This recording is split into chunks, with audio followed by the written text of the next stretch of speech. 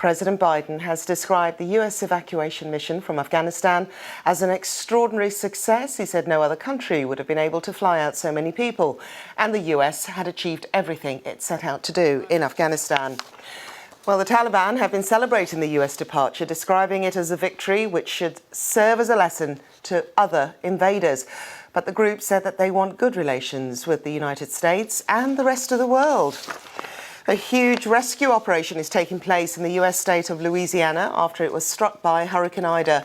At least 4 people have been killed by the storm and millions remain without power. And the BBC's Moscow correspondent Sarah Rainsford has left Russia after being expelled by the authorities. The Kremlin say it's in response to the expulsion of a Russian journalist from the UK. In Afghanistan, a Taliban leader said technical teams were repairing and cleaning Kabul's airport after the United States completed its withdrawal on Monday. In Kenya, a top disease expert warns of what he calls vaccine racism, as less than 2% of Africa's population is fully vaccinated against COVID-19. In Bangladesh, 6 Islamic militants are sentenced to death in Dhaka for the killing of 2 gay rights activists in 2016. And in Peru, police say 17 people were killed when a bus headed for Lima crashed down a mountainside. So what's next for the thousands of refugees who left Afghanistan, and what does the U.S. pulling out of the country mean for the rest of the world? United Nations High Commissioner for Refugees spokesperson Babar Baloch joins me now for more on this. Babar, thanks so much for being here. How has the Taliban's takeover affected the global refugee crisis? Thank you very much. Indeed, what we have seen in Afghanistan since the beginning of this year, we have seen as the fighting intensified, we saw more and more Afghans being displaced within their country. The number for this year is more than 500,000, 550,000 Afghans who were displaced within their country. The large extent of displacement because of the ongoing conflict is 3.5 million. Yes, the airlifts have stopped.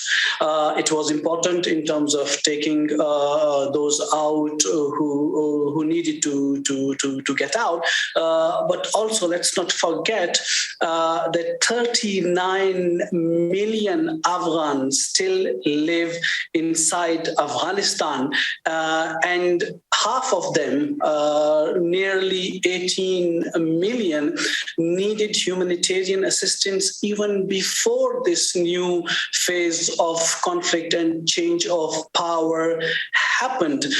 So our plea as a humanitarian from the UN Refugee Agency, as UNHCR, on the world and the international community is, this is not the time to turn away from Afghanistan. This juncture in this 40 years of conflict requires more attention for Afghans who are living a very uncertain situation right now, and many of them are wondering what's going to come next for them. Now, where are most Afghan refugees now, and where will they end up? Currently, the focus of displacement has remained inside Afghanistan. Forces have come in and left during the last 4 decades and 40 years. Afghans have stayed behind. Many had to flee and seek refuge in the neighboring countries and beyond. The current registered number of refugees in Pakistan and Iran is 2.4 million Afghan refugees, but many of them are displaced inside their country. And that's where we're trying to make this plea on the world. Let's not forget those Afghans who are left behind. Their number is in millions. And I know you're talking about millions, but they're kind of placed all over, as you say. Now, one group of Afghan refugees, they've been trapped for weeks now between Poland and Belarus because neither country wants to let them in. So how do you resolve conflicts like this? And what's your message to leaders who are skeptical of refugees? I think first we have to have an understanding in terms of what Afghans have been through. Does the world understand their pain? I mean, 40 years of conflict, and every decade or 2 decades, there's a new twist in the story. There was some hope restored 20 years ago, but they're kind of asking, I mean, do the world really cares about them? While millions of them are staying inside the country, some of them need to seek safety beyond their country's border, and majority have stayed in the region. And the trickle that arrives beyond the region, they deserve to be protected as Afghans who are inside their country and who seek safety within the region. And of course, there are so many more still stuck in Afghanistan, unable to leave. So what are the UN's goals in Afghanistan now, and how are you engaging with the Taliban? Our top priority is to provide humanitarian assistance to people who need it. But the topmost priority is to make sure that people feel safe, their lives and liberties are secured. So there are, as we keep repeating, the 39 million Afghans are inside Afghanistan today, majority of them young women and children. They need the world's attention in terms of keeping the focus on their welfare and safety and security, but also trying to provide them with the humanitarian assistance which is required for them. And with the airlifts ending, there does not seem to be any other regular channels for people to leave the country. So an appeal in terms of for those who need to access the international borders to seek safety beyond Afghanistan's borders to be allowed to reach those borders, but also an appeal to the countries in the region and beyond to provide that safety and sanctuary to Afghans who need it. United Nations High Commissioner of Refugees spokesperson Babar Baloch, we so appreciate your time today. Good luck to you, sir. The United States has withdrawn its troops from Afghanistan, marking the end of its longest ever war. And many other countries have ended their evacuation missions, citing security concerns. Japan is one of them. A self-defense force aircraft picked up one Japanese woman and 14 Afghans last week. Since then, SDF planes have remained on standby in neighboring Pakistan. Now they've been recalled. As military-led evacuation operations end, we are now going into a new phase. We are studying ways to ensure the safe evacuation of people remaining in Afghanistan.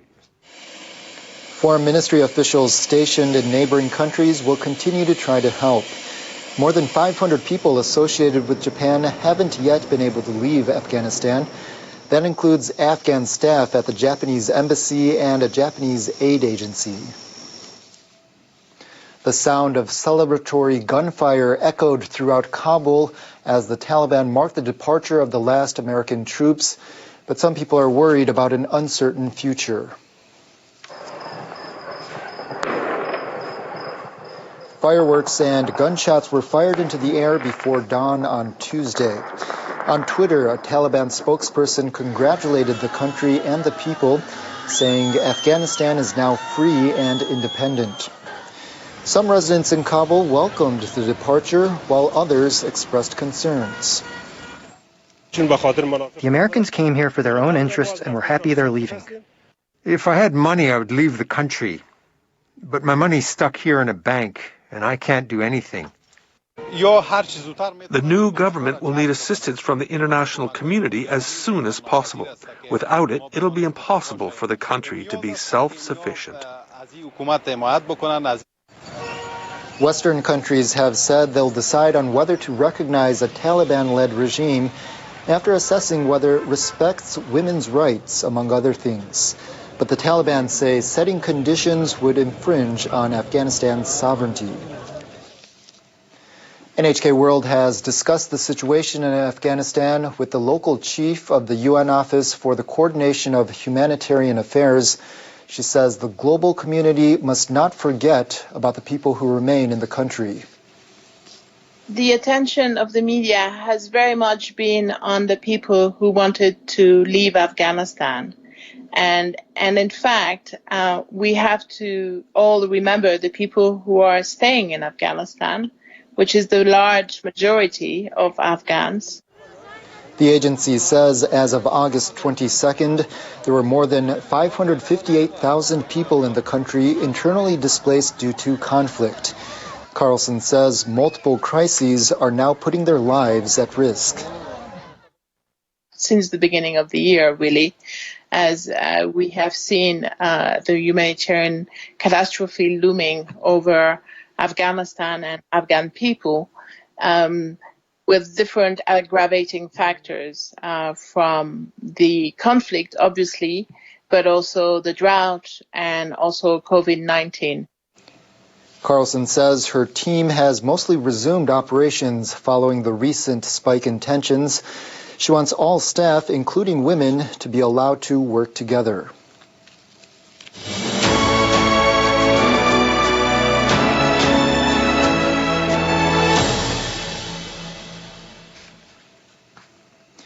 Age truly is just a number, especially for cyclist Sugiura Keiko, who's become Japan's oldest ever Paralympic gold medalist. In the women's road time trial, the 50-year-old left her younger competitors in the dust. The 16-kilometer event took place on Tuesday at a speedway near Mount Fuji, west of Tokyo. Sugiura was once a triathlon enthusiast, but 5 years ago she was left with a brain injury after crashing in a race. She's lost none of her stamina since becoming a para-athlete. On Tuesday, she crossed the line more than 20 seconds ahead. American Oksana Masters won the time trial in a different category. It's her first gold medal at a Summer Games. Masters is originally from Ukraine, close to the disaster-stricken Chernobyl nuclear power plant. The 32-year-old was born with legs of differing lengths after her mother was exposed to radiation. Both were amputated above the knee. Masters has since competed in 5 straight summer and winter Paralympics, starting with rowing at London 2012. In 2018, she won 2 golds in cross-country skiing.